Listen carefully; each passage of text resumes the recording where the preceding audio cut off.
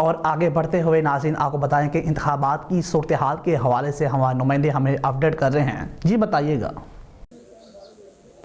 जी बिल्कुल, इस वक्त मैं मौजूद हूँ मलका कोसार मरी NA 51 PP 6 में, जहाँ पर अगर बात करते चलें आज आम इंतखाबात 2024 के हवाले से, तो वोटिंग का अमल जो है सुबह 8 बजे शुरू किया गया था, जो कि ताहाल तातुल के साथ जारी है। जबकि वोटिंग के जो अमल है उसमें सुस्ती भी दिखाई दे रही है।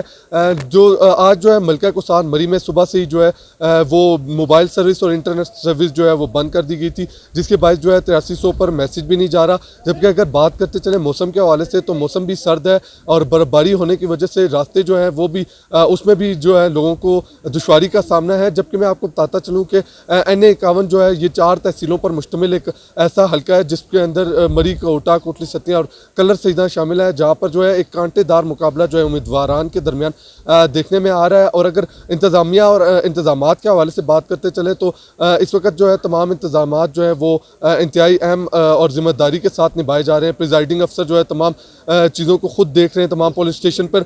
जबकि अगर आपको बताता चलूँ कि टोटल जो पोलिंग स्टेशन की तादाद जो है वो 559 है NA 51 में, जबकि वोटर जो है 6,83,043 है। और जो है शाम तक 5 बजे तक जो है ये वोटिंग का सिलसिला इसी तरह जारी रहेगा।